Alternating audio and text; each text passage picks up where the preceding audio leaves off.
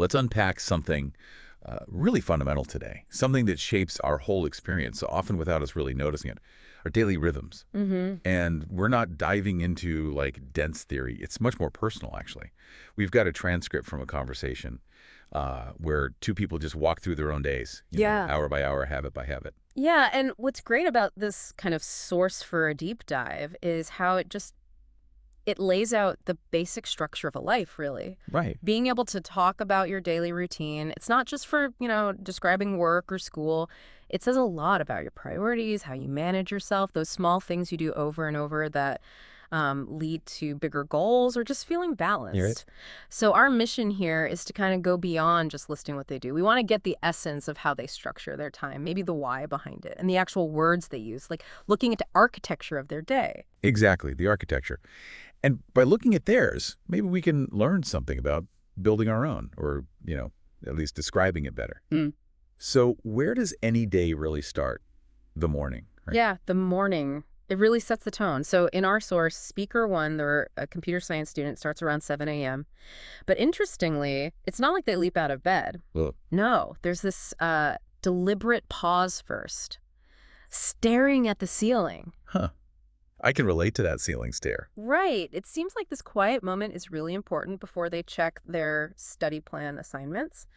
And crucially, they set just one small goal for the day. Just one. Interesting. Yeah, that focus right at the beginning seems key for them. Okay, that makes sense. Those little pauses, right? Yeah. Speaker 2 works in customer support. They start earlier, like 6:30 It's around. around 6.3, yeah. And their routine sounds like it needs to be, well, pretty efficient, quick and clear. So what's the very first step for them? A big glass of water. They actually said their brain doesn't even work until I hydrate. Ah, okay. The non-negotiable kickstart. Exactly. Hydration first, then it's quick stuff. Brush teeth, splash water on the face, quick shower, which they say wakes them up completely. Gotcha. And Bryce's. Practical, sometimes quick, like toast with peanut butter, maybe banana, or if there's more time, eggs or oatmeal.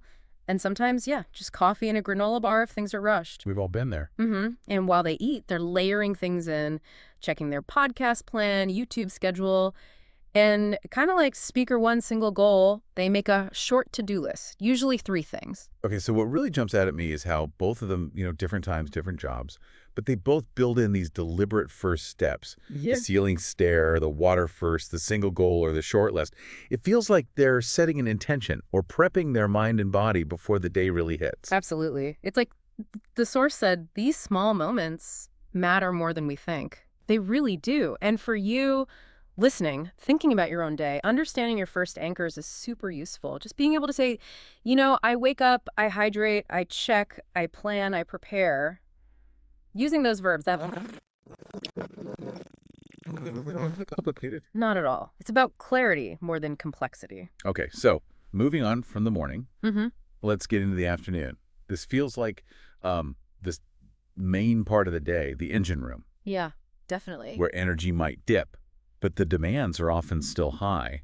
The source mentions things getting busier. It's definitely where resilience gets tested sometimes. Speaker one, the student, finishes class around 12:30, and the first thing they note, being starving. Aha, relatable. Totally. So lunch is quick and easy. Noodles, a rice bowl, toast with eggs, something like that. Then it's back to the laptop, checking assignments, starting coding. But here's a really important point they made. They realized they needed a break before trying to focus intensely, like a walk, listening to music, even just lying down for 10 minutes. It became essential because they learned about burnout. They used to try and just push through. Push through, that phrase. We all know that feeling, right? Trying to force it when you're tired or stuck. Burnout. Yeah, that's the risk. So speaker 2, they have a different setup, finishing their customer support job around noon. Right. They work from home. So job racks up, quick lunch, maybe a sandwich and tea. Then they have a strict rule.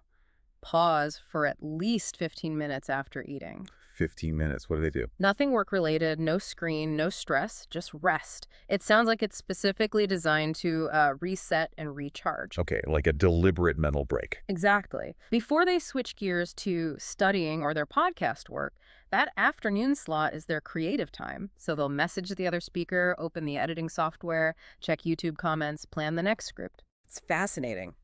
Both need that reset in the afternoon, but the timing and the way they do it is different. One needs it before the deep work, the other kind of between the structured job and the creative work. It's the same core need, though, isn't it? Fighting that afternoon slump, staying balanced, just different strategies based on their day. Yeah, definitely tailored. And that's what's useful about seeing these side by side. Yeah. The source talks about needing to stay balanced and do something meaningful in the afternoon, which means you have to manage your energy consciously. You can't just power through indefinitely. Right. Those breaks aren't slacking off. They're strategic. Exactly. Critical for sustained effort, avoiding that crash. So the afternoon winds down and we move into the evening. Which one speaker called the chill zone? I like that. Yeah, the chill zone. It's about slowing the pace, downshifting. Makes sense. After a day of thinking or working. Definitely. Speaker one feels like their brains run a marathon, so they signal the shift by taking a shower right after studying, like a clear reset. The shower reset. Oh, yeah. Classic. And then putting on cozy clothes. Cozy. That word just instantly says comfort, relaxation, doesn't it? It really does. Dinner for speaker one is usually light and quick. Veggie stir fry, maybe some pasta. They try to avoid screens in the evening, but they admit they sometimes sneak in one episode of a show. Sneak in. We've all done that. But they call it a wind-down watch, and they try to stop watching at least 30 minutes before bed. Conscious about it then. Seems so. Oh. Then it's basic hygiene and sometimes journaling, adding that little bit of reflection. Journaling. Yeah, taking Okay. a moment to process the day. Okay, how does speaker two handle their evening chill zone? Their main goal is to unplug after finishing work or editing. Evenings are really for recharging. Dinner's around 7 p.m., often simple rice and chicken or maybe using leftovers. Leftovers. The unsung hero of weeknight dinners. Absolutely. And speaker two seems to have more like specific rituals, Yeah. lighting a scented candle, making green tea, opening a book even just for 10 minutes. Sounds calming. Yeah. They also like lo-fi music, maybe some gentle stretching, just 5 minutes even to feel relaxed, and like speaker one, trying to minimize screen time. So again, different activities, shower and a show Yeah. versus maybe a candle, tea, and book. But the goal is the same, right? That deliberate shift away from the day's demands towards rest. Exactly the same intention. Yeah. The source is clear. These wind-down activities aren't just passive. They're active steps. You're basically telling your brain, hey, it's okay to slow down now, preparing for sleep. A gentle transition. I like that. Which brings us to the final part, the quietest part, the night routine, the final chapter. Yeah, and both speakers talk about how everything really slows down now. The room gets dark, creating that calm space.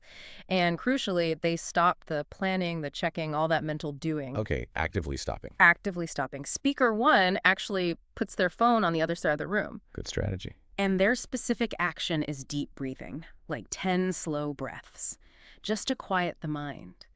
And if thoughts are still racing, they mentioned whispering kind words to themselves. Things like, you did your best, you're okay, let go now. Wow. Let go. That feels like such a key concept for the end of the day. Releasing it all and those whispered words. That's being really gentle with yourself, isn't it? It really is a conscious act of self-compassion. Speaker two has their own rituals too. Warm milk or chamomile tea described as an old habit, something comforting. Yeah. Sleep signals. Exactly. They wrap up in a blanket, just lie still. And they have this very specific kind of quirky habit. Fluffing their pillow 3 times before lying down. They called it a little signal, we're done for the day. I love that. Little personal ritual. Right. And sometimes they stare at the ceiling, like speaker one in the morning, or listen to calming nature sounds, rain, ocean waves. So these really simple, deliberate actions, the breathing, the pillow fluff, the warm drink, they're all tools to close the day. Tools for transition, yeah. And the reflection from the source on this night part is really quite profound, actually. It's not just about getting ready for sleep physically. It's framed as a time for forgiveness of yourself, of the day. Forgiveness. Yeah. It's how we reset and start again tomorrow.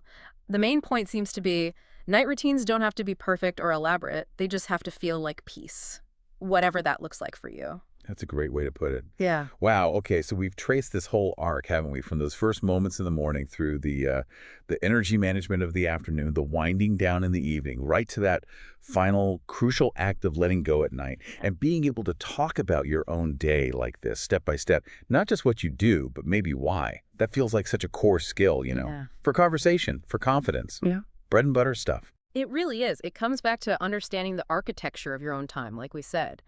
Our mission was to pull out the essence, the language.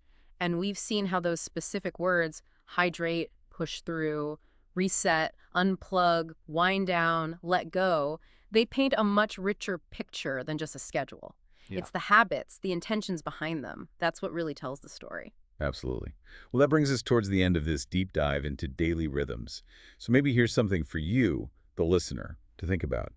As you reflect on your own day, maybe tonight or tomorrow morning, thinking about those last moments before sleep, what small, deliberate action could you bring in, or maybe just focus on more that would help you truly let go of today, help you feel ready to reset and start again tomorrow? Yeah, exploring these personal structures, these little moments that make up a life, it gives you practical language, but also, I think, valuable insights for any learner aiming for clarity and maybe a bit more balance. Keep observing your own day, keep practicing describing it, and keep building your own architecture of peace.